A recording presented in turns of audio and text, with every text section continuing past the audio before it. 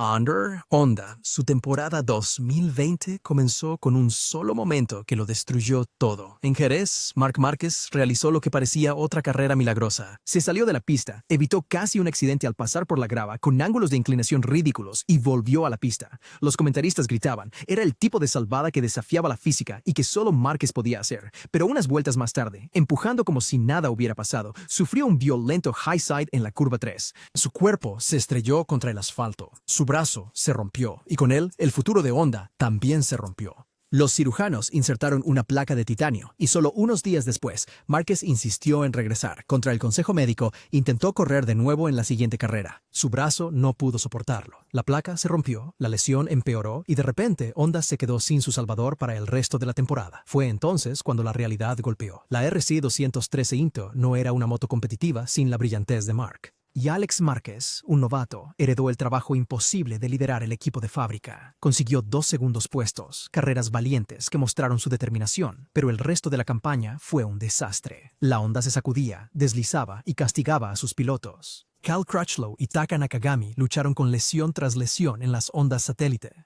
Stefan Bradl fue reclutado como piloto de pruebas convertido en corredor, pero no pudo llevar la moto cerca del frente. Por primera vez en décadas, Honda no ganó en una temporada completa. El equipo que había construido dinastías con Mick Doohan, Valentino Rossi y Márquez quedó de repente expuesto. Sin Marc, no había plan B.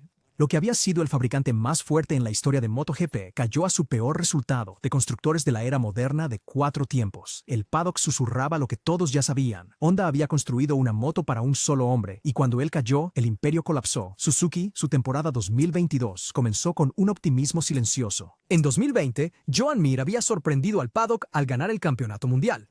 En 2021, no fueron tan fuertes, pero aún competitivos, con Alex Rins mostrando a menudo ritmo de podio. Para cuando llegó 2022, la fábrica parecía estable. Su GSX RR, una máquina equilibrada y indulgente, admirada por los pilotos de toda la parrilla. No era la más rápida, pero era consistente. Los fanáticos esperaban más victorias. Lo que no esperaban era la traición. En mayo, solo unas pocas carreras en la temporada, se filtraron noticias desde el paddock. Suzuki se retiraba de MotoGP. No al final de un contrato, no gradualmente, inmediatamente. A finales de 2022, sin advertencia a sus ciclistas, sin indicio a sus mecánicos, fue como una bomba. Alex Rins y Joan Mir se enteraron por los medios de que el equipo al que habían comprometido sus carreras había desaparecido. El momento lo hizo aún más brutal. Rins estaba pilotando brillantemente, luchando por podios. Mir era consistente, todavía entre los mejores talentos jóvenes del deporte. La atmósfera del garaje colapsó de la noche a la mañana. Los mecánicos lloraban, los ingenieros estaban furiosos y la moral se evaporó. Rins admitió más tarde que encontrar motivación se volvió casi imposible. Mir dijo que la traición se sintió personal. En la pista, los resultados se desplomaron. Rins se cayó repetidamente, en parte por forzar demasiado, en parte por mala suerte. Mir parecía una sombra de sí mismo, atrapado en la mitad del pelotón. A mitad de temporada, la fábrica que había sido campeona del mundo 2 años antes parecía que ya se había rendido. La última ofensa llegó en noviembre en Valencia. Rins logró una victoria desafiante. La última carrera de MotoGP para Suzuki fue agridulce. Una gloriosa despedida en papel, pero en realidad fue una procesión fúnebre. Los fanáticos quedaron desconcertados. ¿Cómo podría una fábrica retirarse en su punto competitivo más alto? La brutalidad de la temporada 2022 de Suzuki no estaba solo en los resultados. Fue la salida impactante, el abandono de 2 pilotos en su mejor momento y la sensación de desperdicio. Un fabricante que había construido historia, que había regresado a la cima, desapareció en un instante. Para el paddock fue un recordatorio de que en MotoGP, el dinero y la política pueden matar sueños tan fácilmente como un accidente. Ducati, si la caída de Honda fue repentina y la de Yamaha fue política, la de Ducati en 2011 fue pura desilusión. Acababan de firmar a Valentino Rossi, el nombre más grande en MotoGP, el hombre que había transformado a Yamaha en ganadores. Los fanáticos esperaban que Rossi repitiera el milagro en rojo para llevar a Ducati a su primera pelea consistente por el título desde Casey Stoner en 2007. En cambio, obtuvieron humillación. Desde la primera prueba, los problemas eran obvios. La Desmosedici se negaba a girar. Su diseño de chasis sin marco convencional, con elementos de carbono y un extremo delantero rígido, la convertía en una pesadilla para conducir. El estilo fluido característico de Rossi fue destruido. Luchaba con la moto, se deslizaba ampliamente y nunca se veía cómodo. Cada fin de semana se convirtió en el mismo ciclo sombrío. Rossi calificaba mal, pasaba la carrera atrapado en el medio del pelotón y cruzaba la línea segundos detrás de los líderes. A mitad de temporada, el pánico se había instalado. Los ingenieros de Ducati se apresuraban a traer actualizaciones interminables. Nuevo chasis, nuevos basculantes, nueva electrónica. Pero nada funcionó. Casey, Sapp. propietario que había dejado Ducati por Honda ese año, dominó el campeonato y ganó el título en la moto con la que Rossi solo podía soñar. El contraste fue brutal. Un hombre mostró lo importante que era la conexión piloto-moto, mientras Rossi y Ducati parecían perdidos en el desierto. Las estadísticas eran impactantes. Ninguna victoria, solo un podio. Para Rossi, la temporada 2011 fue la primera campaña sin victorias de su carrera en MotoGP. Para Ducati, fue la prueba de que lanzar dinero y talento a un problema no garantiza el éxito. La era de Rossi, que se suponía sería un renacimiento, se convirtió en el año más doloroso del equipo. Los fanáticos que esperaban que el Doctor en Rojo hiciera historia se quedaron viendo una asociación rota tambalearse de carrera en carrera. El año 2011 no solo dañó la reputación de Ducati, rompió su mística. Durante años después, la sombra del fracaso de Rossi se cernió sobre la fábrica de Bolonia, un recordatorio de que a veces ni siquiera el mejor piloto de la historia puede arreglar una máquina fundamentalmente defectuosa, Yamaha. Mientras que el colapso de Honda fue dramático, la temporada de Yamaha fue humillante. Sus problemas no eran tan obvios como un brazo roto, eran sistémicos, políticos y técnicos. Fabio Quartararo, pilotando para el equipo satélite Petronas Yamaha, abrió la temporada de manera brillante. Ganó las 2 primeras carreras en Jerez y parecía un futuro campeón del mundo, pero las grietas en el proyecto aparecieron casi de inmediato. El proveedor de motores de Yamaha había entregado motores con válvulas defectuosas. A mediados de la temporada, estaban peligrosamente cerca del fracaso. Para cubrirse, Yamaha cambió silenciosamente de proveedores de válvulas, un movimiento que rompió las regulaciones de la FIM. El castigo fue brutal. A Yamaha le quitaron puntos de equipo y de constructores, y su reputación sufrió un golpe público. Mientras tanto, las luchas en la pista empeoraron.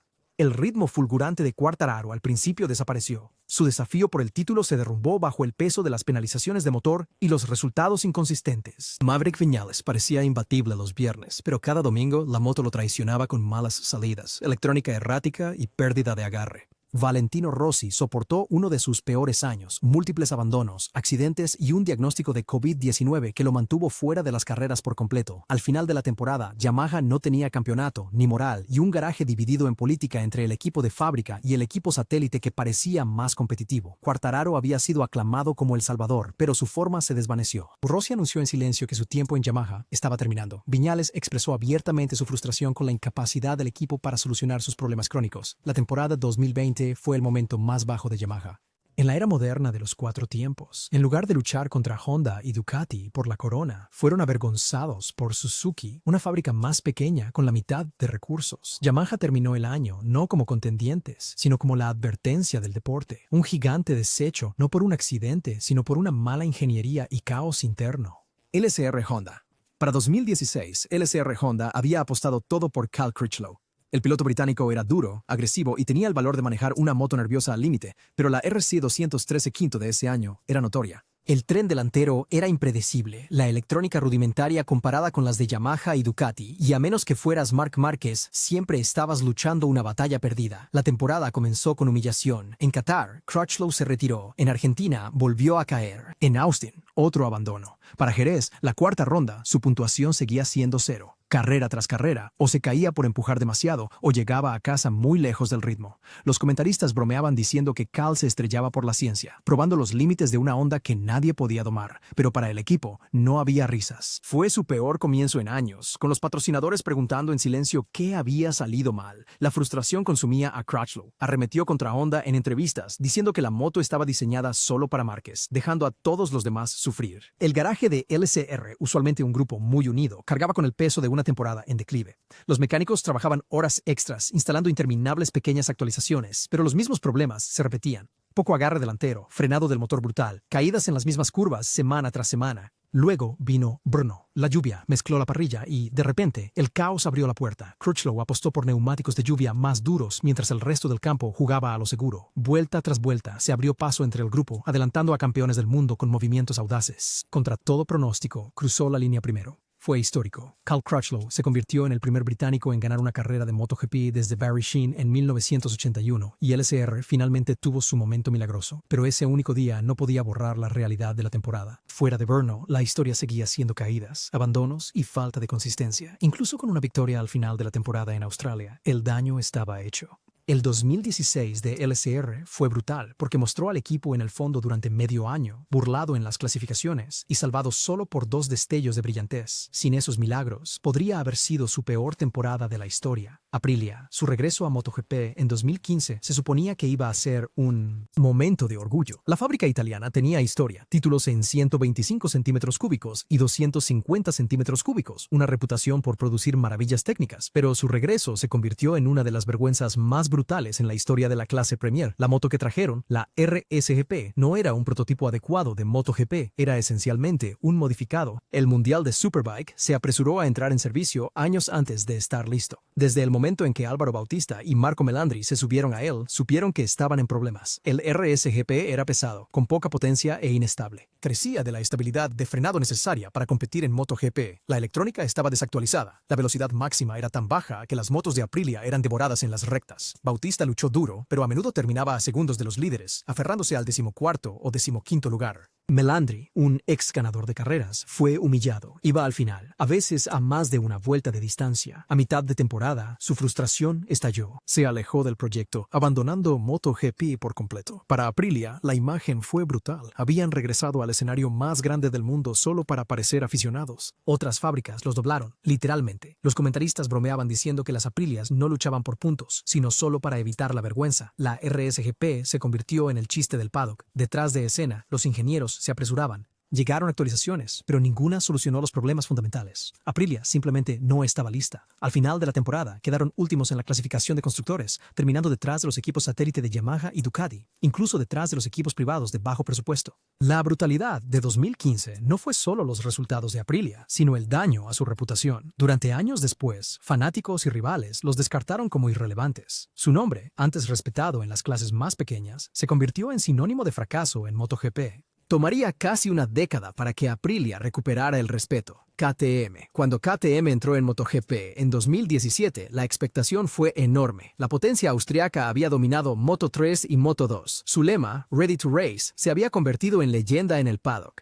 Los fanáticos esperaban fuegos artificiales. Lo que obtuvieron fue una brutal lección sobre las realidades de la clase principal. Paul Espargaró y Bradley Smith, ambos pilotos trabajadores y agresivos, recibieron las primeras máquinas RC16. Desde el principio, la brecha con los líderes era enorme. En Qatar, la carrera de debut, las motos KTM se clasificaron en la última fila, más de 2 segundos más lentas que la pole position. En ritmo de carrera, era peor.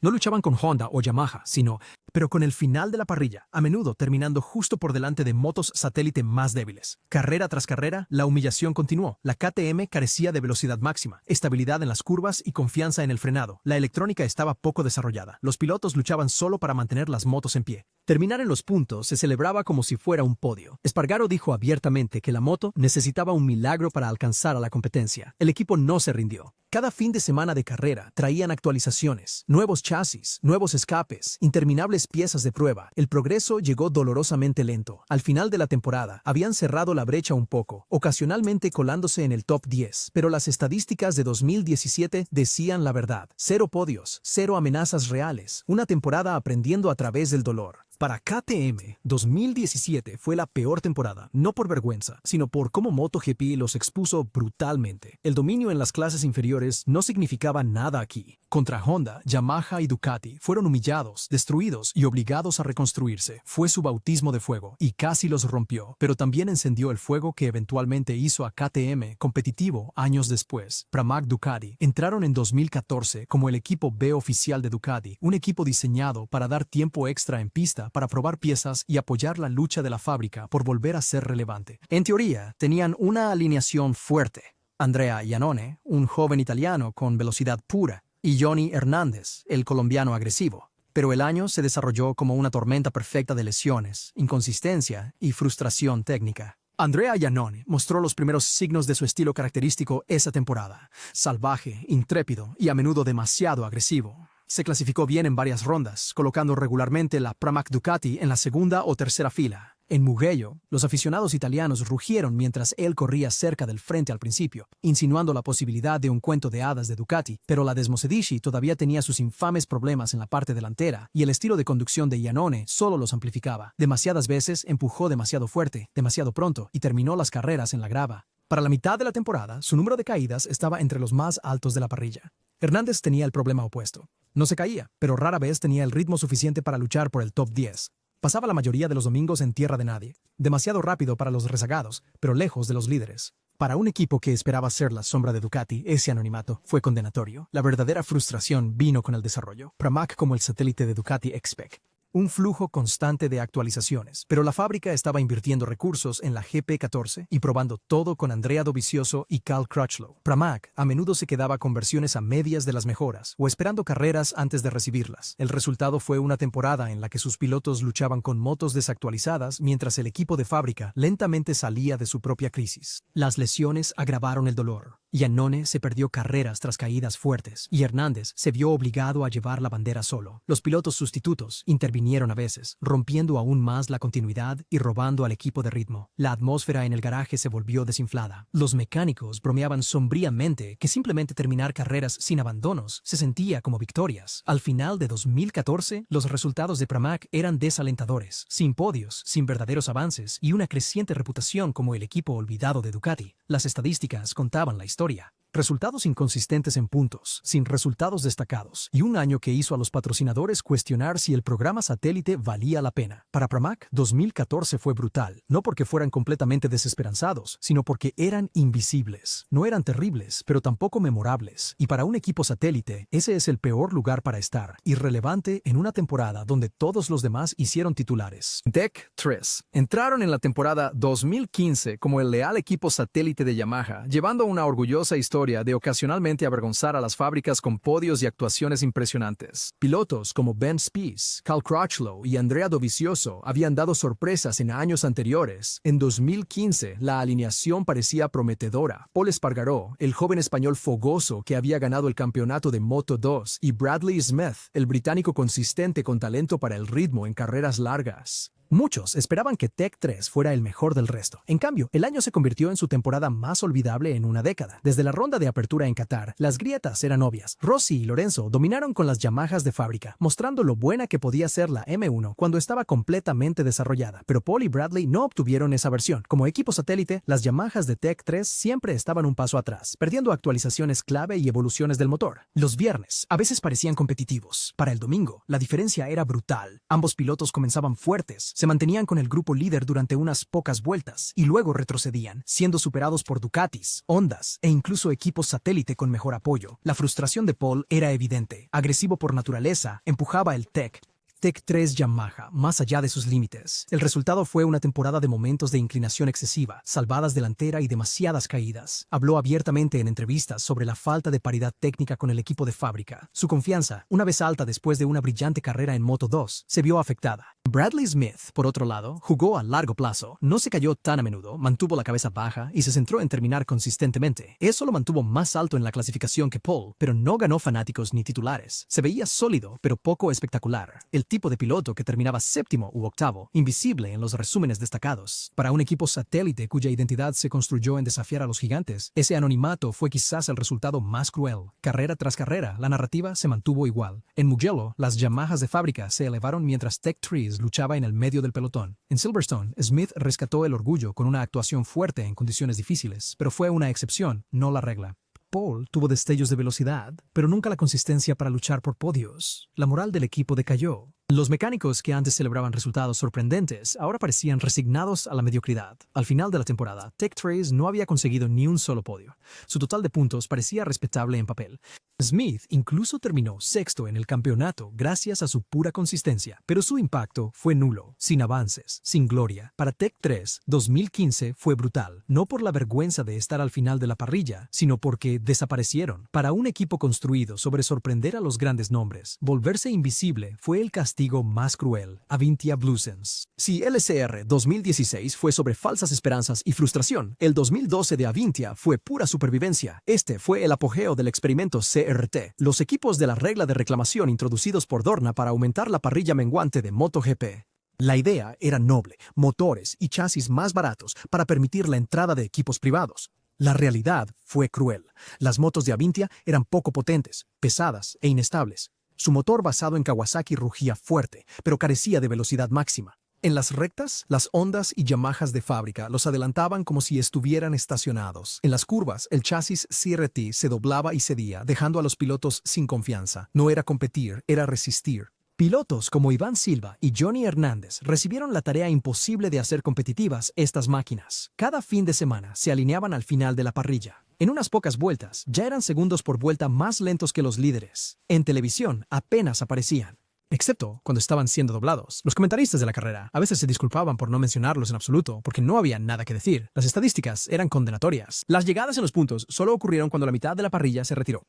Los abandonos se acumularon por fallos mecánicos. En algunos fines de semana, ambas motos ni siquiera vieron la bandera a cuadros. Los fanáticos ridiculizaban el proyecto CRT como MotoGP solo de nombre, y Avintia soportó la mayor parte de ese desprecio. El equipo no se rindió. Los mecánicos remendaban los motores. Los pilotos arriesgaban todo para al menos luchar contra los otros equipos CRT, y terminar por delante de equipos como PBM o IOTA Racing se consideraba una victoria, pero la imagen se mantuvo. Avintia eran rezagados, obstáculos móviles para los verdaderos corredores. El año 2012 fue brutal porque marcó a Avintia con una reputación que les costó años sacudirse. Incluso cuando MotoGP evolucionó y las reglas CRT fueron eliminadas, el recuerdo persistió, el año en que fueron ridiculizados como poco más que chicanas sobre ruedas. Para un equipo desesperado por demostrar que pertenecían, 2012 fue su capítulo más bajo y castigador.